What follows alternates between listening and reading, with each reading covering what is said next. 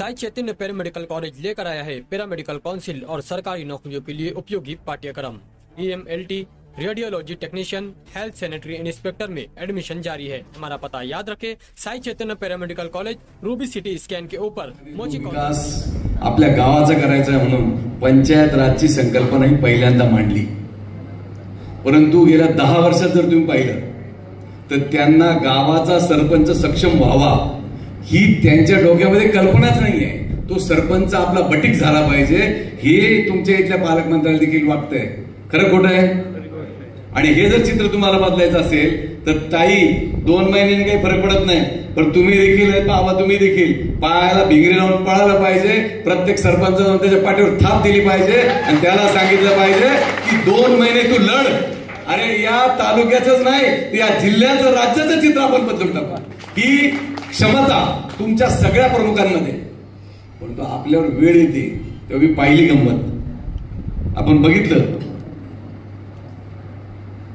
आपल्या दिंडोरी लोकसभा मतदारसंघामध्ये काही नाही हो, फक्त 200 रुपये 200 रुपये दे। मी जर म्हटलं काय रे काय झालं, नाही जाऊ द्या बा आता काय ते आपलं ते भगीरथ निवडूनच येणार आहे। मी त्याला म्हटलं अरे 1860-65 दिवस आहे, 200 रुपये जर तू घेतले ना 8 पैसे रोज पडतो, तुझ्या मळ्यामध्ये ती बाईक आम्हाला देतो 300 रुपये देतो म्हटले। ही फुकट भावजरी उचल आणि आधी उचकले पाहिजे।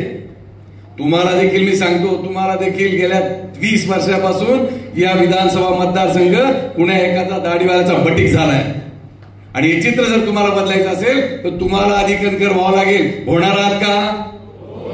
आवाज एकदम बारीक आला, तुमच्यात काही दम दिसत नाही। आबा यांच्या भरोश्यावर लढायचं असेल ना तर 4 वेळा विचार करा।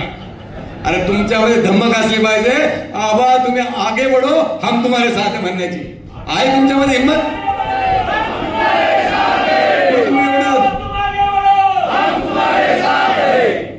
एका विधानसभा मतदारसंघानं एक खासदार निवडलाय आणि एका विधानसभा मतदारसंघामध्ये एक माणूस हाकल देत नाही आपल्याला, हाकल देईल की नाही?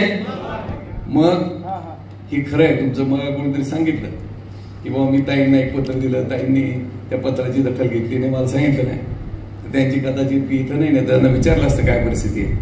हे बघा विषय असा आहे, ते या राज्याची मंत्री आहेत, पालकमंत्री आहेत, त्यामुळं थोडीफार दादागिरी ते करणारच आहे। परंतु याच्यामध्ये हे बघा पत्र पण तयार आहे 18/8/2024 त्यांनी पत्र देखील तयार केलंय। पत्र देखील तयार केलंय, त्या अधिकाऱ्यांना बोलून मी सांगते असं त्यांनी म्हणालं होतं म्हणून मी सांगितलं नाही म्हणे। पण एक गोष्ट लक्षात ठेवा, अधिकारी ग्रामसेवक किती वाह्यात असला, आता मी तर तुमच्याकडे गंमत वेगळीच ऐकली, ग्रामपंचायत जरी काम असेल तर त्याला वर्षाचा ठेका ठरवून दिले, बरोबर ना? तुमच्याकडे वर्षाचा ठेका ठरवून दिलेला आहे आणि एवढं वर्षात तुझं किती काम केलं आणि तू किती आणून दिले, ओके नाही? नाही तर मीच बोलतो तुमच्याकडे नसेल चालू, मी माझं चालू सांगतो तुम्हाला वाटायचं। ग्रामसेवक असेल, पोलीस असेल, तलाठी असेल, सर्कल असेल, सगळ्या अधिकाऱ्यांच्या बाबतीमध्ये ही परिस्थिती आहे। हे मलाच तुम्ही सांगितलं, मी कुठे पाहायला आलं तालुक्यामध्ये, तुम्हीच मला सांगितलं। खाली बसलो होतो ना, खाली बरेचसे कार्यकर्ते मला सांग बॉस चाललंय बहुत असं, अरे तुम्ही बोला ना, घाबरू नका। एक लक्षात घ्या, आपण सिनेमा पाहतो, किती मोठा गुंड जर असला एखादा पच्छर येतो त्याला हे करतो, राजकारणात अशीच परिस्थिती आहे। किती मोठा एस्टॅब्लिश माणूस असेल त्याला देखील जर लोकशाहीमध्ये जनतेने ठरवलं आणि मताचा जर पाऊस आणला ना, यांची सगळी घाण होऊन गेल्याशिवाय राहणार नाही। हा आत्मविश्वास मला आहे, हा आत्मविश्वास तुम्हाला असला पाहिजे, हा तुम्हाला आत्मविश्वास असला पाहिजे। म्हणजे संकल्पना होती ग्रामपंचायत, पंचायत समिती, जिल्हा परिषद, राज्य सरकार आणि केंद्र सरकार, ही संकल्पना ही भारतीय जनता पक्षाची मंडळी मोडू पाहते। त्यांना अशी भीती वाटते की जर या सरपंचाला जर एवढ्या अधिकार दिले आणि याने जर चांगली कामं केली तर आपल्याला कोणी तिथं विचारणार नाही, आपल्याला कोणी विचारणार नाही, म्हणून तुमच्या अधिकार कमी करण्याची छाटणी करण्याचं काम ते करताय। आणि हे जर थांबवायचं असेल तर मात्र आपल्याला तुम्हाला मला निर्णय घ्यावा लागेल की येणाऱ्या विधानसभेच्या निवडणुकीमध्ये आपण काय केलं पाहिजे म्हणून। आणि तुम्हाला जर बदलायचं असेल तर तुम्ही एक गोष्ट लक्षात ठेवा ना, ही लाडकी बहीण योजना काय आली हो? अरे मताची अलीकडकी म्हणून बहीण झाली लाडकी, बरोबर ना? आपण ती बहीण लाडकी झाली 1500 रुपये देत आहे, मेहरबानी नाहीये. इथं बसलेला सर्वसामान्य शेतकरी की ज्याच्याकडे 2-4 एकर जमीन आहे तो देखील कमीत कमी एका वर्षभरामध्ये खत आणि औषध मिळून 1 लाख रुपयाची घेतो की नाही? मग 1 लाख रुपयाची खत जर औषधं घेतली ना 18,000 रुपये आपले काढतो, जीएसटीच्या नावानं काढतो की नाही? मग 18,000 मध्ये आपल्या बापाला तो पेन्शन देत्या 500 रुपये. हो, 500 रुपये आपल्या बापाला, शेतकरी बापाला पेन्शन किती आहे? 500 रुपये. आपल्याकडून काढता किती? 18,000 आणि देतात किती? 6,000. वाजवा टाळा त्याच्या नावानं, मोदीच्या नावानं. महिला 1500 रुपये. अरे बात तो शुरू हुई थी 15 लाख से और खत्म हो गई 1500 रुपये तक. अरे आपल्याला तुकडे टाकताय का? मग इतक्या दिवस तुम्हाला ही योजना लागू करावी, ही बहीण माझी लाडकी आहे, इतक्या दिवस तुम्हाला 10 वर्ष वाटलं नाही, आजच का वाटलं?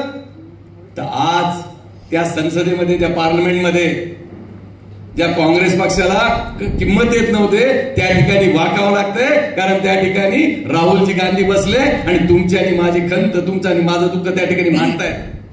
काय झालं कांद्याची अवस्था? नाफेड भाव ठरवून देते आणि या फार्मर प्रोड्युसर कंपन्या काय करताय? आबा 500 रुपयाचा गाळा आहे. किती रुपयाचा? 500 रुपयाचा गाळा आहे. मग आम्ही सातत्यानं सांगतोय या नाफेडच्या आणि एनसीसीच्या कांदा खरेदीची चौकशी करा. का हिंमत नाही या सरकारमध्ये? करावी. आणि जर आमच्या रक्त जर हे पिल्ले असतील फार्मर प्रोड्युसर कंपन्यावाले, यांच्या पोकड्यामध्ये लात घाला आणि पैसे काढून शेतकऱ्यांपर्यंत पोहोचवा, तुमच्यात हिंमत असेल तर. परंतु ती दानत नाही त्यांच्यामध्ये. जिल्हा मध्यवर्ती बँकेच्या बाबतीत देखील सांगतो, जे शेतकरी रेग्युलर कर्ज भरणार होते त्यांना उद्धव साहेबांनी सानुग्रहादान 50,000 रुपये द्यायचं ठरलं. इथं असतील सोसायटी चेअरमन कोणतरी, विचारा बरं तुमच्या गावामध्ये किती सोसायटीच्या लोकांना सानुग्रहादान मिळालं? एक गावामध्ये जास्त जास्त 10-12 माणसं होते रेग्युलर कर्ज भरणारे. 2 वर्ष 3 वर्ष रेग्युलर 10-12 माणसं. एका माणसाला पैसे आले, बाकी अजून वाट पाहते का? खरं खोटं? 2022 मध्ये या राज्यानं कांद्याचे भाव कमी आहे म्हणून एक निर्णय घेतला की शेतकऱ्याला 350 रुपये अनुदान द्यायचं. 200 रुपये 200 क्विंटलची आड घातली. किती आड घातलाय? 200 क्विंटलची. जास्तीत जास्त 200 क्विंटल पर्यंत आड आपलं आम्ही अनुदान देणार. एका शेतकऱ्याला किती मिळणार होते? जास्तीत जास्त 70,000 रुपये. 10,000 15 रुपये आले आणि अजून आपण वाट पाहतो, आपले पैसे काय येत नाही. मग हे इथले मंत्री संत्री काय झोपा काढताय काय? का त्यांना वाटत नाही या शेतकऱ्यांना सगळे पैसे मिळावे म्हणून? वाटलं पाहिजे की नाही? परंतु नाही, ते फक्त याच्यामध्ये मकसूद आहे. ही गोष्ट तुम्ही लक्षात ठेवली पाहिजे. आणि म्हणून मी तुम्हाला सांगायला आलो, हे चित्र जर बदलायचं असेल तर या ठिकाणचा आमदार हा शेतकऱ्यांच्या मुशीतला किंवा तुमच्यातला असला पाहिजे. हे तुमच्या समोर बसलं. इतकी वाईट आणि भयानक परिस्थिती आहे. आपण ट्रॅक्टर घ्यायला जातो. ट्रॅक्टर 2014 मध्ये त्या ट्रॅक्टरची किंमत होती साधारण 4.5 ते 5 लाख रुपये. आज त्या ट्रॅक्टरची किंमत झाली आहे 7.5 ते 8 लाख रुपये. मग 8 लाखाचा जेव्हा आपण ट्रॅक्टर घेतो, 18% जीएसटी किती पैसे होता? आपण ट्रॅक्टर घेतलं का 18% मोदीला पैसे भरायचे. जसे काही तो आपलं कमवायला मदत करू लागतो ना, नागरिकलाच येतोय. आणि जर तुम्हाला ऑडी गाडी, मर्सिडीज गाडी घ्यायची असेल तर त्याला 4% जीएसटी, कारण गरीब माणसं आहे. आणि जर कदाचित हेलिकॉप्टर घ्यायचं असेल मामा तुम्हाला, त्याला 2% जीएसटी आहे. कारण ते आता कोणतरी बोलले सर की माझा इथं रस्ता काढला, मग आता कदाचित त्यांना जर हेलिकॉप्टर जायची वेळ तर अरे शेतकरी घेतो का या वस्तू कधी? म्हणजे प्रत्येक ठिकाणी शेतकऱ्याला नागवण्याचं काम गेल्या 10 वर्षामध्ये कोणी केलं असेल? या भारतीय जनता पक्षाच्या सरकारने केलं. आणि म्हणून मला तुम्हाला या निमित्तानं विनंती करायची, हे जे सगळे तुम्हाला जे दाखवत आहे ना, हे सगळं खोटं आहे. लाडकी बहीण म्हणजे लाडक्या दाजीचं काय हो? लाडक्या दाजीच्या डोळ्यात तर पाणी आहे. त्याच्या कांद्याला भाव नाही, त्याच्या सोयाबीनला भाव नाही, त्याच्या मक्याला भाव नाही, त्याच्या ज्वारीला भाव नाही, त्याच्या माळव्याला भाव नाही, आहे का भाजीपाल्याला भाव? त्याच्या द्राक्षाला भाव नाही. मग इकडं बहीण लाडकी रडती आपलं असं ती 1500 रुपयावारी आणि तो लाडक्या दाजी. आणि त्यांनी सांगितलंय मत इथं द्यायचं, बहीण नाही म्हणणार आहे की तुझी. त्याच्यामुळं एकनाथ शिंदे साहेब, देवेंद्र फडणवीसजी आणि कोणते ते तुमचे काय गुलाबी शर्टवाले, तुम्ही अजिबात याचा किंचित काळजी करू नका. आमची संस्कृती महाराष्ट्राची आहे आणि ती पुरुष प्रधान संस्कृती आहे. नवरा बायको विचार करतील, 1500 मिळाली गपचूप घेऊन टाका, पण आपल्या शेतमालाला भाव नाही, आपल्याला मत द्यायचं महाविकास आघाडीला. खरं खोटं? या गोष्टी देखील तुम्ही विचार केला पाहिजे. सांगण्यासारखं बोलण्यासारखं फार आहे. तुम्ही बघा ना, मुंबईला जायला 3-4 तासात 5 तासात मालेगावहून आपण पोहोचत होतो. आता 8-10 तास लागतात. 8-10 तास काय बापच होते. मग तुम्ही काय करता? कोण याचं या खात्याचा मंत्री? मग घ्या वाजता. अरे काय चालवलं काय? सगळा सत्यानाश घालण्याचा कार्यक्रम चालू आहे. इलेक्शनचं बजेट जमा करायचा कार्यक्रम, दुसरं काहीच नाही. मला आठवतं 1999 साली मी राष्ट्रवादी काँग्रेस पक्षाच्या तिकिटावर चांदवडमधून उभा होतो. तेव्हा आम्ही सांगायचो, अरे काय या सरकारनं 52,000 कोटीवरून कर्ज 1,52,000 कोटीवर घेऊन ठेवलं. मी काल परवा पेपरला पाहिलं, ते तर आता 8.5 लाख कोटीवर घेऊन कर्ज. 8.5 लाख कोटी प्रत्येकाच्या डोक्यावर कमीत कमी 2.5 लाख रुपयाचं कर्ज या राज्य सरकारनं तुमच्या माझ्यावर करून ठेवलंय. आपली दिवसेंदिवस शेतीची प्रगती खुंटायला लागली, कारण उत्पन्नच नाही. शेतकऱ्याच्या मुलाला कोणी मुली देत नाही. देत आहे का? प्रत्येक गावचा. मी आता परवाशी फिरतोय आबा, मला काही पोर बाजूला भेटले कधी गावामध्ये, म्हणजे भाऊ आमच्या गावामध्ये जो 48 नवरदेव आहे की जे 35 पर्यंत पोहोचले. तुम्ही काय करायचं, आम्ही तुम्हाला निवडून देतो. तुम्ही एक वधूवर मंडळ काय म्हणतात त्याला, लग्नाचं काय, हा सूचक मंडळ तयार करा आणि आमचे लग्न करा, आम्ही तुम्हाला निवडून देतो. शपथ मी खोटं बोलणार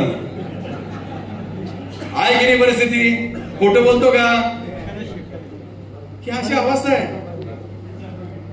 त्याच्यामुळं जर कोणाच्या डोक्यात असेल ना, लाडकी बहीण काय नाही, लाडकी बहीणला 1500 का येतील आणि हे सरकार कधी जाईल अशी परिस्थिती झाली. कारण तिच्या म्हणजे लाडक्या दाच्या डोळ्यामध्ये पाणी आहे.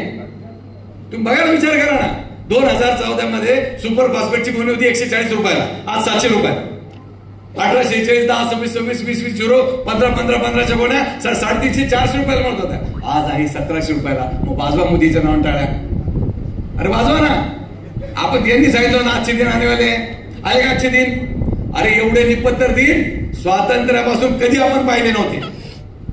जेव्हा 1947 साली हा भारत स्वातंत्र्य झाला ना, त्यावेळेला या भारताची लोकसंख्या होती 33 कोटी आणि बेरोजगारचं प्रमाण होतं 45%. आज या देशाची लोकसंख्या आहे 143 कोटी प्लस आणि बेरोजगारांचं प्रमाण आहे 47%. मी एक दिवस आता दिल्लीला चाललो होतो. दिल्लीमध्ये मोठं विमान होतं, जवळजवळ आपल्या नाशिक जिल्ह्यातले 30-31 जोडपे होते आणि ते सगळ्यांनी मोठमोठ्या कंपन्यांमध्ये, कोणी बॉश मध्ये होतं, कोणी आपल्या त्या मायकोम मध्ये होतं, कोणी अशा महिंद्रामध्ये होतं. विमानातून खाली उतरला, आमची भेट झाली. भाऊ ओळखलं का? म्हटलं नाही, माझ्या नाही लक्षात आलं. भाऊ मी तर भाडगावचा आहे चांदोडचा, एक जण मी शिरसाण्याचा, एक जण मी मालेगावचा. त्या 31 जोड नवरा बायको कसं होते. म्हटलं कुठे निघाले? म्हटलं रिटायर झाला का तुम्ही सगळे? नाही हो म्हणे, आज आमच्या नोकरीचे संपायला 8-8 वर्ष, पण आम्हाला सरकारनं VRS घ्यायला लावला. ते काहीतरी एक ठराविक शब्द बघा त्याला. नाही, VRS आणखी काहीतरी एक नवीन नियम काढला. नाही VRS म्हणजे स्वच्छ निवृत्ती. आणखीन काहीतरी या केंद्र सरकारनं काहीतरी जंगलरी केली. मोठ्या पगाराचे लोक कमी करायचे आणि त्या ठिकाणी लहान पगाराचे घ्यायचे. तर मला एक जण सांगा, तुम्ही तुला सरकार किती पगार? एक म्हणे 81, एक म्हणे 2, एक म्हणे 2,05,000, एक म्हणे 2,2 लाख, एक म्हणे 1,60. मी सगळ्यांचे पगार विचारले, मग तुम्ही काय रिटायरमेंट घेतली? नाही म्हणे, आम्हाला आमच्या मालकाने त्यांनी दबाव आणला आणि याचे राजीनामे द्यायला सांगितले, VRS घ्यायला सांगितले. आणि आमच्या जागेवर काही पोरं म्हणे आमचेच पोरं लागले. मला 2 लाख रुपये पगार होता ना, माझ्या पोराला 8,000 रुपये पगार मिळाला. वस्तुस्थिती आहे. मग तुम्ही काय करणार आहे? आम्ही काही जरी झालं तर भाजपाला, राष्ट्रवादी अजित पवारचा गट आणि तो एकनाथ शिंदेच्या उमेदवाराला मत देणार नाही. अरे म्हटलं, तुम्ही तर मागच्या निवडणूक 2014 तर पार विटकरवर पडत होते. नाही म्हणे, भाऊ चूक झाली, पण आता मत देणार नाही. म्हणजे तुम्ही एक विचार करा, त्या ज्यांनी नोकऱ्या सोडल्या BRS घेऊन, त्यांचेच मुलं त्या ठिकाणी लागले, त्यांना 8-8 आणि 10-10 हजार रुपयामध्ये त्यांनी त्यांचं लग्न कसं करायचं, मुलांचे शिक्षण कसे करायचे, घर कधी घ्यायचे आणि गाडी कधी घ्यायची. म्हटलं तुमचं शिक्षण काय झालं होतं? ते म्हणजे IT आहे. आणि आता जो पोरगा ते नोकरी लागला तो डिप्लोमा होल्डर आहे, डिग्री होल्डर. सांगा तरुणांची किती वाईट अवस्था यांनी करून ठेवली गेल्या 10 वर्षामध्ये. आणि अजून या हरामखोरांना आता 5 वर्ष मिळाले. हे आपला भारत मागे नेल्याशिवाय राहणार नाही. त्यामुळे एक झटका यांना जोरदार विधानसभेच्या निवडणुकीच्या निमित्तानं दिला पाहिजे, अशी माझी तुमच्याकडनं अपेक्षा आहे. तुम्ही पूर्ण कराल. ठीक आहे, एवढंच सांगतो. बोलण्यासारखं सांगण्यासारखं फार आहे, परंतु मर्यादा असते बोलण्यासाठी. तुम्ही जवळ 11 वाजेपासून इथं आलाय आणि त्यामुळे मी या ठिकाणी थांबतो. एखाद्या दिवशी परत येईन त्यावेळेला बोलतो, परंतु या 2 महिने कळ काढा, 2 महिने. कारण आता मला आवाज तेच सांगत होते की सुभाष भामरे या ठिकाणी खासदार असताना आम्ही त्यांना BDO ऑफिसमध्ये घेऊन बसलो होतो, त्यांना कामं कशी करायचं आयडिया दिली होती, परंतु तो BDOने आमचं ऐकलं नाही. म्हणे का ऐकलं नाही?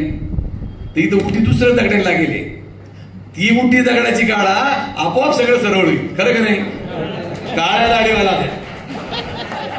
पांढऱ्या दाढीवाला मान्य सगळ्यांना.